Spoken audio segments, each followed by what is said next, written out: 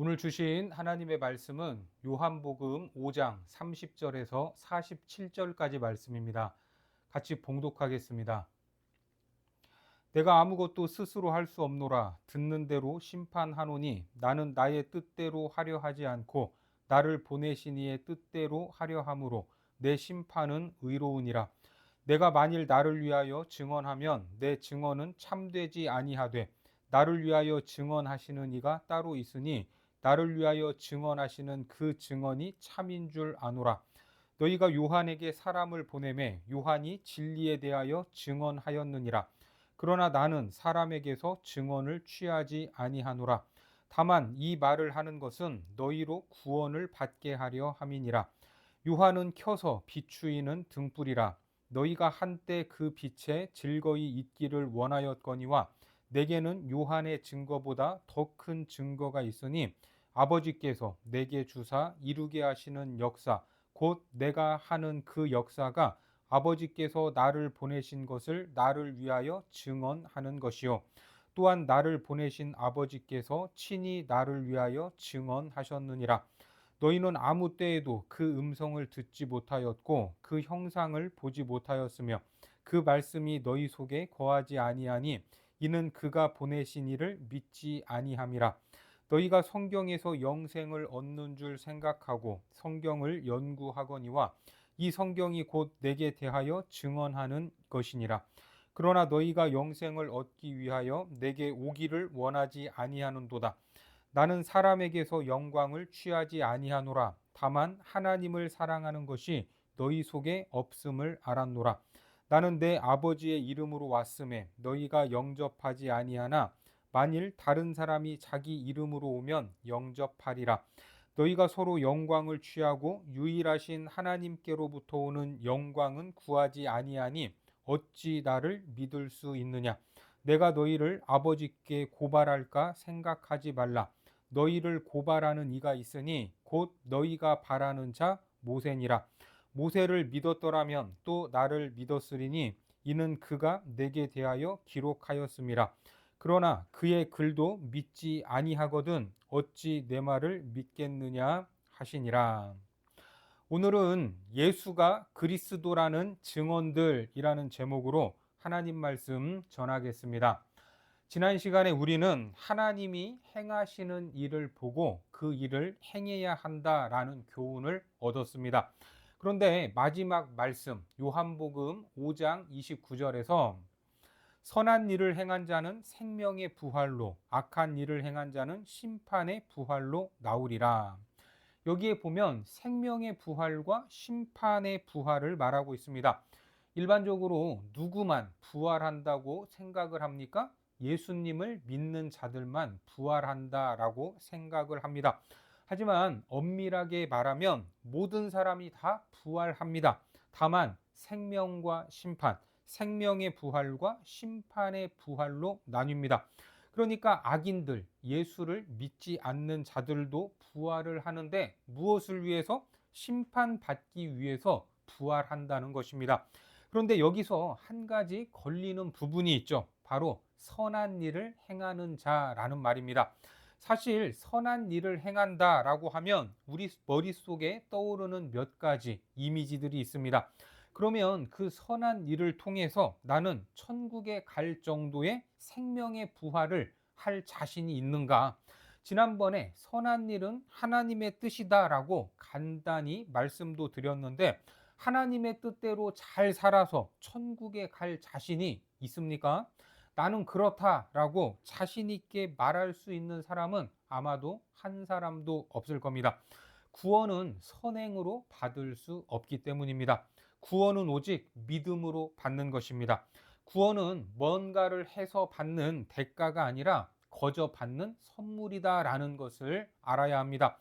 에베소서 2장 8절에 보니까 너희는 그 은혜에 의하여 믿음으로 말미암아 구원을 받았으니 이것은 너희에게서 난 것이 아니요 하나님의 선물이라. 행위에서 난 것이 아니니 이는 누구든지 자랑하지 못하게 함이라. 이 말씀대로라면 우리의 행위와 구원이 상관이 있습니까? 아무런 상관이 없습니다. 구원이 무엇을 잘해서 받는 것이라면 내가 잘났다 이렇게 자랑을 해야겠죠.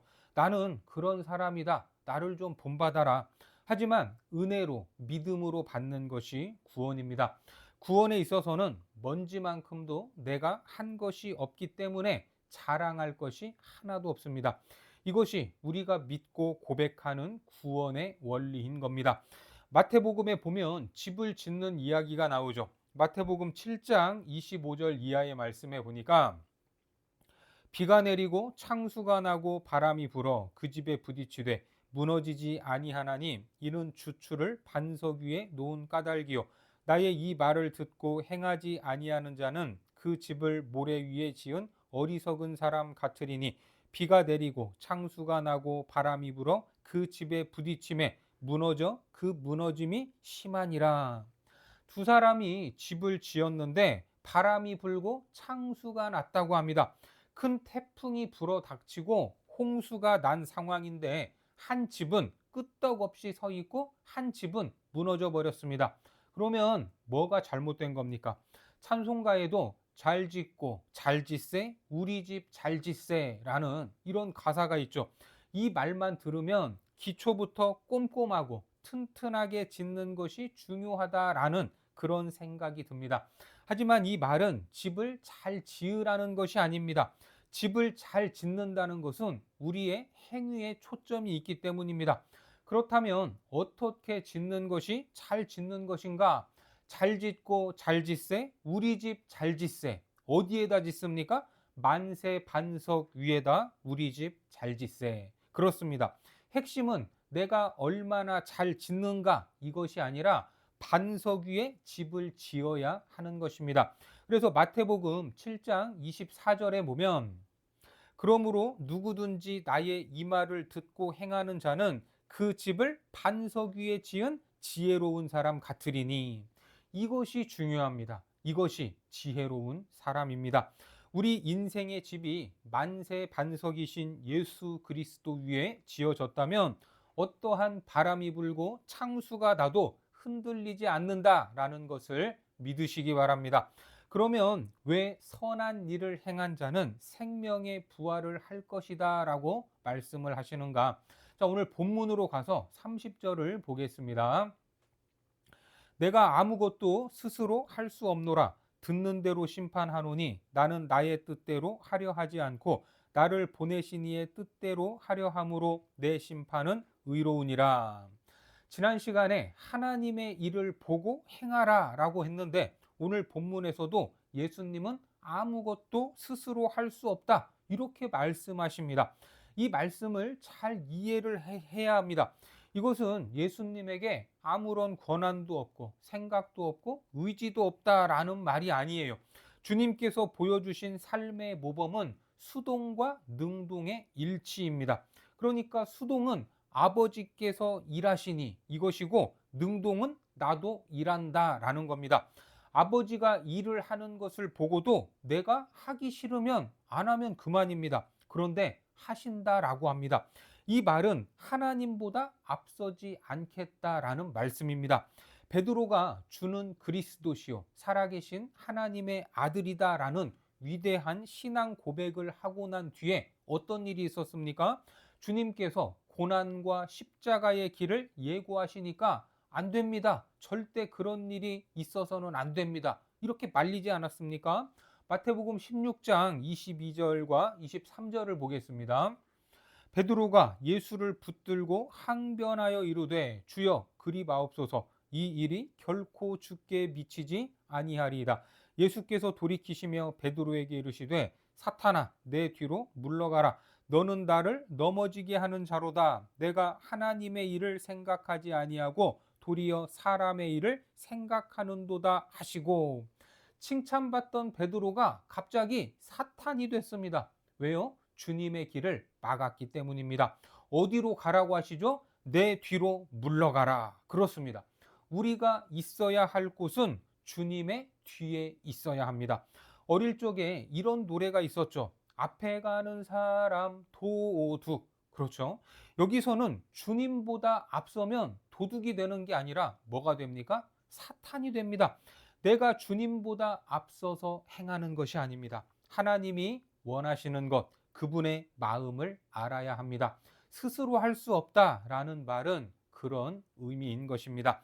예수님은 하나님의 품속에서 함께 계시면서 아버지께서 하늘에서 하시는 일들을 오랫동안 보신 대로 육신이 되어 이 땅에 오셔서 그대로 행하셨던 겁니다. 아버지의 뜻대로 완벽하게 순종했는데 그가 행한 모든 것은 아버지께서 원하시는 것이었습니다. 왜? 그분과 아버지는 하나이기 때문입니다. 요한복음 14장 9절에 보면 예수께서 이르시되 빌립아 내가 이렇게 오래 너희와 함께 있으되 내가 나를 알지 못하느냐 나를 본 자는 아버지를 보았거늘 어찌하여 아버지를 보이라 하느냐. 어떻습니까? 아버지가 행하시는 것을 보고 그대로 행할 수 있는 분은 오직 아들밖에 없습니다. 아버지와 동일한 신성의 하나님이시기 때문에 가능한 것입니다. 여기서 아버지께서 아들에게 하라고 주신 그 일은 아들이 사람을 구원하고 그들에게 영원한 생명을 주는 사역입니다. 그 생명을 얻으려면 누구를 믿어라? 나를 믿어라 라는 것입니다. 앞서 요한복음 5장 20절에 보니까 아버지께서 아들을 사랑하사 자기가 행하시는 것을 다 아들에게 보이시고 또 그보다 더 큰 일을 보이사 너희로 놀랍게 여기게 하시리라. 여기에서 나오는 더 큰 일도 죽은 자들에게 생명을 주시고 최종적인 심판을 선언하시는 겁니다. 하나님만이 죽은 자들을 살릴 수 있죠. 그런데 사람들이 믿습니까? 안 믿습니까? 믿지 않았습니다. 그래서 본문 31절과 32절에서 내가 만일 나를 위하여 증언하면 내 증언은 참되지 아니하되 나를 위하여 증언하시는 이가 따로 있으니 나를 위하여 증언하시는 그 증언이 참인 줄 아노라. 우리도 그렇지만 누군가가 나는 똑똑해, 잘난 사람이야 이런 말로 자기를 자랑하면 그게 선뜻 받아들여집니까? 안 되죠. 제3자가 그 사람 참 똑똑하다, 정말 잘난 사람이다, 본받을 점이 많다 이래야 신빙성이 있는 것입니다. 이게 바로 그 말입니다. 그래서 내가 하는 말을 믿지 못하겠으면 나를 증언하는 다른 증언을 봐라 이렇게 말씀하십니다. 그러면서 누구를 이야기하시냐면 세례 요한을 말씀하시죠. 33절에 보니까 너희가 요한에게 사람을 보내매 요한이 진리에 대하여 증언하였느니라. 세례 요한은 예수님보다 6개월 빨리 태어났고 주님의 길을 예비한 선지자입니다. 요한복음 1장 15절에서 요한이 그에 대하여 증언하여 외쳐 이르되 내가 전에 말하기를 내 뒤에 오시는 이가 나보다 앞선 것은 나보다 먼저 계심이라 한 것이 이 사람을 가리킴이라 하니라. 메시아는 내가 아니다. 바로 내 뒤에 오시는 분이다. 이렇게 증언했습니다. 분명히 말했습니다.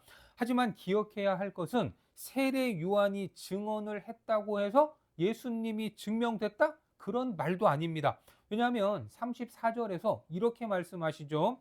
그러나 나는 사람에게서 증언을 취하지 아니하노라. 다만 이 말을 하는 것은 너희로 구원을 받게 하려 함이라. 예수님은 어떤 누군가에게 그 신분을 보증받아야 할 이유가 없지만 그런 증언을 통해서라도 나를 믿고 구원을 받았으면 좋겠다라는 말씀입니다. 왜요? 예수님은 빛 자체이시기 때문입니다. 계속해서 35절과 36절을 읽겠습니다. 요한은 켜서 비추이는 등불이라 너희가 한때 그 빛에 즐거이 있기를 원하였거니와 내게는 요한의 증거보다 더 큰 증거가 있으니 아버지께서 내게 주사 이루게 하시는 역사 곧 내가 하는 그 역사가 아버지께서 나를 보내신 것을 나를 위하여 증언하는 것이요. 계속 진리에 대한 말씀을 하시면서 내가 하는 일이 내가 또 누구인가를 보여준다라는 말씀을 하십니다. 세례 요한의 증언보다도 하나님 아버지께서 예수님께 맡겨 행하신 표적, 이 표적을 포함한 예수님의 모든 사역이 하나님의 아들이시다라는 증거였습니다. 병자를 고치시고 죽은 자를 살리시고 그런 것을 보고 알라는 겁니다. 그렇게 하신 사역의 정점이 뭡니까? 바로 십자가입니다. 십자가의 죽으심으로 구속사역을 완성하셨습니다. 본문 37절과 38절에 또한 나를 보내신 아버지께서 친히 나를 위하여 증언하셨느니라. 너희는 아무 때에도 그 음성을 듣지 못하였고 그 형상을 보지 못하였으며 그 말씀이 너희 속에 거하지 아니하니 이는 그가 보내신 이를 믿지 아니함이라. 예수께서 요단강에서 세례 요한에게 세례를 받으시고 물에서 올라오실 때 하늘이 갈라지고 성령이 비둘기 같이 예수님 위에 내려와 거하면서 하늘에서 소리가 들려왔죠. 마가복음 1장 11절에 하늘에서 소리가 나기를 너는 내 사랑하는 아들이라 내가 너를 기뻐하노라 하시니라. 예수님께서 직접 말씀하셨습니다. 하지만 하나님의 아들을 믿지 못하기 때문에 말씀을 듣지 못하고 하나님의 형상도 보지 못했습니다. 결국 하나님의 말씀이 그들과 함께 할 수 있습니까? 없습니까? 함께 할 수 없다는 겁니다. 이 말을 들으면 유대인들은 참으로 어이가 없었을 겁니다. 왜요? 하나님의 말씀을 누구보다 연구하고 붙잡던 사람들이 바로 자기들이기 때문입니다. 얼마나 유대인들이 성경을 읽고 암송하고 연구했습니까? 그 열심은 인정하지 않을 수 없습니다. 본문 39절과 40절에 보니까 너희가 성경에서 영생 얻는 줄 생각하고 성경을 연구하거니와 이 성경이 곧 내게 대하여 증언하는 것이니라. 그러나 너희가 영생을 얻기 위하여 내게 오기를 원하지 아니하는도다. 성경에서 영생을 얻는 줄 알고 열심히 연구했지만 성경의 참된 내용을 깨닫지 못하고 있었던 겁니다. 그래서 생명이신 예수님께로 나오지도 않는다는 말이죠. 이것이 얼마나 아이러니한 일입니까? 이 성경이 곧 내게 대하여 증언하는 것이다. 창세기 15장 6절에 보면 아브라함이 여호와를 믿으니 여호와께서 이를 그의 의로 여기시고, 이 창세기의 말씀을 사도 바울은 어떻게 해석을 했습니까? 로마서 4장에 보니까 그에게 의로 여겨졌다 기록된 것은 아브라함만을 위한 것이 아니요 의로 여기심을 받을 우리도 위함이니 곧 예수 우리 주를 죽은 자 가운데서 살리신 이를 믿는 자니라. 예수 그리스도를 믿음으로 의로 여김을 받는다라고 말합니다. 결국 유대인들이 영생을 얻기 위해 예수님께로 나오기를 거부한다면 그것은 성경을 제대로 연구한 것이 아니었다라는 증거가 됩니다. 성경 말씀의 내용을 제대로 깨달아 연구하고 예수 그리스도를 믿는 것, 그것이 중요하지 않습니까? 너희가 성경을 잘 안다고 했지? 그게 바로 나야. 성경을 보면서도 깨닫지 못하는 그들을 보시며 주님은 안타까워 하십니다. 어거스틴의 고백록, 그 고백록의 내용 중에 이런 고백이 있습니다. 자기가 진리를 추구하느라 맹렬하게 노력했지만 진리를 찾지 않았다라고 말합니다. 나는 진리를 피하면서 진리를 찾고 있었다라고 합니다. 이 얼마나 아이러니하고 안타까운 일입니까? 성경을 읽고 묵상하고 연구하면서 메시아를 기다리고 있었는데 정작 그 메시아를 눈앞에 두고도 알아보지 못하고 있습니다. 성경의 전문가라고 하는데 성경의 핵심인 예수 그리스도를 놓쳤습니다. 계속해서 41절에 보니까 나는 사람에게서 영광을 취하지 아니하노라. 주님은 사람에게서 영광을 취하지 않으시는 분입니다. 사실 사람에게서 뭔가를 얻으려고 하면 어떻게 해야 됩니까? 그 사람에게 아부도 해야 되고 비위도 맞춰야 되고 안 좋아도 좋은 척 연기를 해야 합니다. 행여 그 사람이 어떤 잘못을 했을 때에도 지적할 수 있어요, 없어요? 지적할 수 없습니다. 결국 사람의 영광을 구할 때 진실은 멀어질 수밖에 없는 것입니다. 그런데 유대인들은 계속해서 자기들끼리 사람의 영광을 취하고 있었던 겁니다. 44절과 45절에 너희가 서로 영광을 취하고 유일하신 하나님께로부터 오는 영광은 구하지 아니하니 어찌 나를 믿을 수 있느냐? 내가 너희를 아버지께 고발할까 생각하지 말라. 너희를 고발하는 이가 있으니 곧 너희가 바라는 자 모세니라. 그리고 최후 심판 때에서 자신에 대한 많은 증언들이 있었음에도 불구하고 자신을 거절한 유대인들을 고발할 사람은 다름 아닌 누구라고요? 모세라고 말합니다. 모세. 모세도 선지자가 오실 것을 예언하지 않았습니까? 신명기 18장 15절에 내 하나님 여호와께서 너희 가운데 내 형제 중에서 너를 위하여 나와 같은 선지자 하나를 일으키시리니 너희는 그의 말을 들을지니라. 분명히 유대인들은 모세의 이 말을 보고 또 보고 외우고 암송하고 있었습니다. 선지자 하나를 일으키시는데 그의 말을 잘 들어라, 이렇게 말했어요, 모세가. 그런데 그 선지자가 눈앞에 있는데도 믿지 않았습니다. 결국 유대인들이 모세를 제대로 알았더라면, 믿었더라면 모세가 예언한 그 선지자 예수 그리스도를 믿어야 맞다라는 말씀입니다. 자, 계속해서 46절과 47절입니다. 모세를 믿었더라면 또 나를 믿었으리니 이는 그가 내게 대하여 기록하였음이라. 그러나 그의 글도 믿지 아니하거든 어찌 내 말을 믿겠느냐 하시니라. 하지만 그들이 모세를 존경하고 모세 오경을 읽고 암송하지만 그것이 의미가 있다는 겁니까? 없다는 겁니까? 의미가 하나도 없다는 겁니다. 그러니 천국에서 그걸 모세가 보고 있다면 얼마나 화가 나고 안타깝겠습니까? 그래서 모세가 너희를 고발할 것이다 라고 말하고 있습니다. 우리는 장로교에 몸담고 있으면서 어릴 적부터 설교를 듣고 말씀을 들어왔습니다. 특히 우리 교회가 속한 신학교와 교단은 개혁신학을 따릅니다. 개혁신학. 개혁신학에서는 하나님의 말씀은 1.1획도 틀리지 않고 오류가 없다라고 주장을 합니다. 그런데 성경을 읽으면서도 신학을 하면서도 하나님의 말씀을 그대로 받지 않는 신학자가 있고 목회자들이 있습니다. 그저 학문적으로 읽고 종교 경전의 하나로 읽고 또 다른 목적으로 읽고 있습니다. 그러면서 성경은 하나님의 말씀이 아니다라고 하고 어느 부분은 하나님의 말씀인데 어느 부분은 아니다라고 하기도 합니다. 이러한 신학적인 도전들이 이 시대에 끊임없이 밀려오고 있습니다. 거센 도전을 해오고 있습니다. 그러니까 우리가 붙잡고 있는 이 신학, 개혁주의 신학이 얼마나 귀하고 소중한지 알아야 합니다. 말씀을 하나님의 말씀으로 붙잡아야 합니다. 여러분들은 이 성경을 하나님의 말씀 100%로 믿고 계시죠? 예수님이 나의 구주라는 것을 고백하고 계시죠? 이것이 믿어지는 것이 은혜요, 축복이다라는 것을 믿으시기 바랍니다.